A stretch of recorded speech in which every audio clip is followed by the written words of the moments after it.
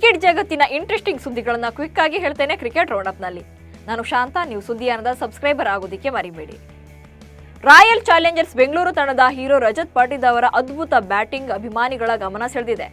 ಮಧ್ಯಪ್ರದೇಶದ ಪರ ಕಣಕ್ಕಿಳಿದಿರುವಂತಹ ರಜತ್ ಪಾಟಿದಾರ್ ಸಿಡಿಲಬ್ಬರದ ಬ್ಯಾಟಿಂಗ್ ಮಾಡಿದರು.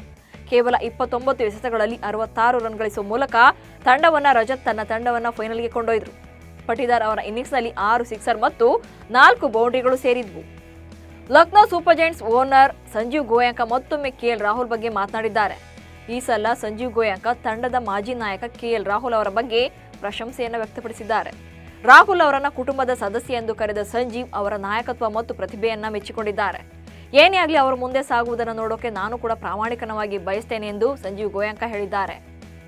5 ಪಂದ್ಯಗಳ ಬಾರ್ಡರ್ ಗವಾಸ್ಕರ್ ಟ್ರೋಫಿಯಲ್ಲಿ ಆಸ್ಟ್ರೇಲಿಯಾ ವಿರುದ್ಧದ ಭಾರತ ಇವತ್ತು 3ನೇ ಪಂದ್ಯವನ್ನು ಆರಂಭಿಸಿತ್ತು. ಭಾರತ ತಂಡಕ್ಕೆ ಬೆಂಬಲ ನೀಡಲು ದಿಗ್ಗಜ ಕ್ರಿಕೆಟಿಗ ಸಚಿನ್ ತೆಂಡೂಲ್ಕರ್ ಅವರ ಪುತ್ರಿ ಸಾರಾ ತೆಂಡೂಲ್ಕರ್ ಗಬ್ಬಾ ಮೈದಾನಕ್ಕೆ ಆಗಮಿಸಿದರು. ಪಂದ್ಯವನ್ನು ವೀಕ್ಷಿಸ್ತಾ ಇದ್ದಂಥ ಸಾರಾ ದೃಶ್ಯಗಳು ಕ್ಯಾಮೆರಾದಲ್ಲಿ ಸೆರೆಯಾಗಿವೆ. ಈ ವಿಡಿಯೋಗಳು ಮತ್ತು ಫೋಟೋಗಳು ಸಾಮಾಜಿಕ ಜಾಲತಾಣಗಳಲ್ಲಿ ವೈರಲ್ ಆಗ್ತಾ ಇದ್ದು, ಕಳಪೆ ಫಾರ್ಮ್ನಲ್ಲಿರುವಂತಹ ಶುಭ್ಮನ್ ಗಿಲ್ಗೆ ಚಿಯರ್ಸ್ ಹೇಳಲು ಬಂದಿದ್ದಾರೆ ಎಂದು ನೆಟ್ಟಿಗರು ಕಮೆಂಟ್ಸ್ ಮಾಡ್ತಿದ್ದಾರೆ. ಇತ್ತೀಚೆಗೆ ಕಾಂಬ್ಳೆ ಜೊತೆಗೆ ಸಚಿನ್ ಕಾಣಿಸಿಕೊಂಡ ವಿಡಿಯೋ ವೈರಲ್ ಆದ ನಂತರ ಸಚಿನ್ ತನ್ನ ಸ್ನೇಹಿತನಿಗೆ ಸಹಾಯ ಮಾಡಬೇಕು ಅಂತ ಕೆಲವರು ಕಮೆಂಟ್ ಮಾಡಿದರು. ಈ ಬಗ್ಗೆ ಸ್ಪಷ್ಟನೆ ನೀಡಿರುವಂತಹ ಕಾಂಬ್ಳಿ, ಸಚಿನ್ ತಮಗೆ ಈಗಾಗಲೇ ಸಾಕಷ್ಟು ಸಹಾಯ ಮಾಡಿದ್ದಾರೆ ಎಂಬ ಸತ್ಯವನ್ನ ರಿವೀಲ್ ಮಾಡಿದ್ದಾರೆ. ಸಚಿನ್ ನನಗೆ ತುಂಬಾ ಸಹಾಯ ಮಾಡಿದ್ದಾರೆ. 2013ರಲ್ಲಿ ಲೀಲಾವತಿ ಆಸ್ಪತ್ರೆಯಲ್ಲಿ 2 ಸಲ ಹೃದಯದ ಆಪರೇಷನ್ ಮಾಡಿಸಿಕೊಂಡೆ. ಶಸ್ತ್ರಚಿಕಿತ್ಸೆ ಎಲ್ಲಾ ವೆಚ್ಚವನ್ನ ಗೆಳೆಯ ಸಚಿನ್ ಭರಿಸಿದ್ರು. ಸಚಿನ್ ಅವರ ಸಹಾಯಕ್ಕೆ ನಾನು ಆಭಾರಿಯಾಗಿದ್ದೇನೆ ಎಂದು ಕಾಂಬ್ಳೆ ಹೇಳಿಕೊಂಡಿದ್ದಾರೆ. ಆಸ್ಟ್ರೇಲಿಯಾ ವಿರುದ್ಧ ವೈಟ್ ವಾಶ್ ಮುಖಭಂಗ ಎದುರಿಸಿದಂತ ಭಾರತ ವನಿತೆಯರ ತಂಡ ಇದೀಗ ವೆಸ್ಟ್ ಇಂಡೀಸ್ ಸರಣಿಗೆ ಸಜ್ಜಾಗಿದೆ. ಇಂಡಿಯಾ ಮತ್ತು ವೆಸ್ಟ್ ಇಂಡೀಸ್ ಸರಣಿಯು ಡಿಸೆಂಬರ್ 15ರಿಂದ ಶುರುವಾಗಲಿದೆ. ಈ ಸರಣಿಯಲ್ಲಿ ಒಟ್ಟು 6 ಪಂದ್ಯಗಳು ನಡೆಯಲಿವೆ. ಮೊದಲಿಗೆ 3 ಪಂದ್ಯಗಳ T20 ಸರಣಿ ನಡೆಯಲಿದೆ. ಬಳಿಕ ಆ ಪಂದ್ಯಗಳಿಗೆ ಮುಂಬೈನ ಡಿವೈ ಪಾಟೀಲ್ ಸ್ಟೇಡಿಯಂ ಆತಿಥ್ಯವನ್ನು ವಹಿಸ್ತಾ ಇದೆ.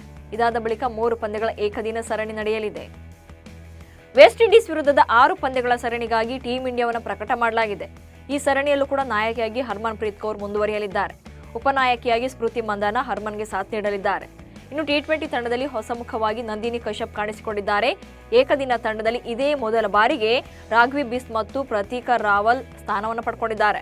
ಇನ್ನು T20 ಮತ್ತು ಏಕದಿನ ತಂಡಗಳಲ್ಲಿ ಶಫಾಲಿ ವರ್ಮಾ ಹಾಗೆ ಶ್ರೇಯಾಂಕ ಪಾಟೀಲ್ಗೆ ಸ್ಥಾನ ಸಿಕ್ಕಿಲ್ಲ. ಟೀಂ ಇಂಡಿಯಾ ಮಾಜಿ ಕೋಚ್ ರಾಹುಲ್ ದ್ರಾವಿಡ್ ಅವರ ಕಿರಿಯ ಮಗ ಭರ್ಜರಿ ಶತಕ ಸಿಡಿಸುವ ಮೂಲಕ ಮಿಂಚಿದ್ದಾರೆ. ರಾಹುಲ್ ದ್ರಾವಿಡ್ ಅವರ ಪುತ್ರ ಅನ್ವಯ್ ದ್ರಾವಿಡ್ ಜಾರ್ಖಂಡ್ ವಿರುದ್ಧದ ವಿಜಯ್ ಮರ್ಚೆಂಟ್ ಟ್ರೋಫಿ ಪಂದ್ಯದಲ್ಲಿ ಸೆಂಚುರಿ ಬಾರಿಸಿದ್ದಾರೆ. 153 ಎಸೆತಗಳಲ್ಲಿ 10 ಬೌಂಡರಿ ಮತ್ತು 2 ಸಿಕ್ಸರ್ಗಳೊಂದಿಗೆ ಶತಕ ಸಿಡಿಸಿ ತಂದೆಗೆ ತಕ್ಕ ಮಗ ಅಂತ ಪ್ರೂವ್ ಮಾಡಿದ್ದಾರೆ. ಜೊತೆಗೆ ಕರ್ನಾಟಕ ತಂಡದ ಗೆಲುವಿನ ರೂವಾರಿ ಎನಿಸಿಕೊಂಡಿದ್ದಾರೆ. ಸೈಯದ್ ಮುಷ್ತಾಕ್ ಅಲಿ T20 ಟ್ರೋಫಿಯ ಅಂತಿಮ ಹಂತಕ್ಕೆ ಬಂದು ತಲುಪಿದೆ. ಮಧ್ಯಪ್ರದೇಶ ಮತ್ತು ಮುಂಬೈ ತಂಡಗಳು ಫೈನಲ್ಗೆ ಎಂಟ್ರಿ ಕೊಟ್ಟಿವೆ. ಮಧ್ಯಪ್ರದೇಶ ದೆಹಲಿಯನ್ನ ಸೋಲಿಸಿ ಫೈನಲ್ಗೆ ಪ್ರವೇಶ ಪಡೆದಿದೆ. ಅಜಿಂಕ್ಯ ರಹಾನೆ, ಶ್ರೇಯಸ್ ಅಯ್ಯರ್, ಪೃಥ್ವಿ ಶಾ ಅವರಂತ ಸ್ಟಾರ್ ಬ್ಯಾಟ್ಸ್ಮನ್ಗಳಿಂದ ಕಂಗೊಳಿಸ್ತಾ ಇರುವಂತಹ ಮುಂಬೈ ತಂಡ ಸತತ 7ನೇ ಬಾರಿಗೆ ಫೈನಲ್ ತಲುಪಿದೆ. ಪಾಂಡ್ಯ ಬ್ರದರ್ಸ್ ನೇತೃತ್ವದ ಬರೋಡಾ ತಂಡವನ್ನು ಸೋಲಿಸಿ ಮುಂಬೈ ಈ ಫೈನಲ್ ಟಿಕೆಟ್ ಅನ್ನು ಪಡ್ಕೊಂಡಿದೆ. ಪಾಕಿಸ್ತಾನ ತಂಡದ ಎಡಗೈ ವೇಗಿ ಮೊಹಮ್ಮದ್ ಅಮೀರ್ ಅಂತಾರಾಷ್ಟ್ರೀಯ ಕ್ರಿಕೆಟ್ಗೆ ವಿದಾಯ ಹೇಳಿದ್ದಾರೆ. ಆದರೆ ಅವರು ವಿದಾಯವನ್ನ ಹೇಳ್ತಾ ಇರೋದು ಇದೇ ಮೊದಲಲ್ಲ. 2009ರಲ್ಲಿ ಕ್ರಿಕೆಟ್ ಕರಿಯರ್ ಆರಂಭಿಸಿದಂತ ಅಮೀರ್ 2015ರಲ್ಲಿ ವೃತ್ತಿ ಜೀವನ ಅಂತ್ಯಗೊಳಿಸಿದ್ರು. ಆದರೆ 2016ರಲ್ಲಿ ಮತ್ತೆ ಕಣಕ್ಕಿಳಿಯೋಕೆ ನಿರ್ಧಾರ ಮಾಡಿದರು. 2017ರ ಚಾಂಪಿಯನ್ಸ್ ಟ್ರೋಫಿ ಗೆಲ್ಲುವಲ್ಲಿ ಪ್ರಮುಖ ಪಾತ್ರ ವಹಿಸಿದರು.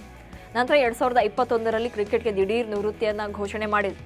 ಮತ್ತೆ ನಿವೃತ್ತಿಯನ್ನ ಹಿಂಪಡೆದು 2024ರ T20 ವಿಶ್ವಕಪ್ನಲ್ಲಿ ಪಾಕ್ ತಂಡವನ್ನು ಪ್ರತಿನಿಧಿಸಿದ್ರು. ಈಗ ಮತ್ತೊಮ್ಮೆ ಕ್ರಿಕೆಟ್ಗೆ ವಿದಾಯ ಹೇಳಿದ್ದಾರೆ. IPL ಹಾಗೂ PSL ಮುಖಾಮುಖಿಯಾಗುವುದು ಕನ್ಫರ್ಮ್ ಆಗಿದೆ. ಒಂದೇ ಅವಧಿಯಲ್ಲಿ ಭಾರತದಲ್ಲಿ IPL ನಡೆದರೆ ಅತ್ತ ಪಾಕಿಸ್ತಾನದಲ್ಲಿ PSL ನಡೆಯಲಿದೆ.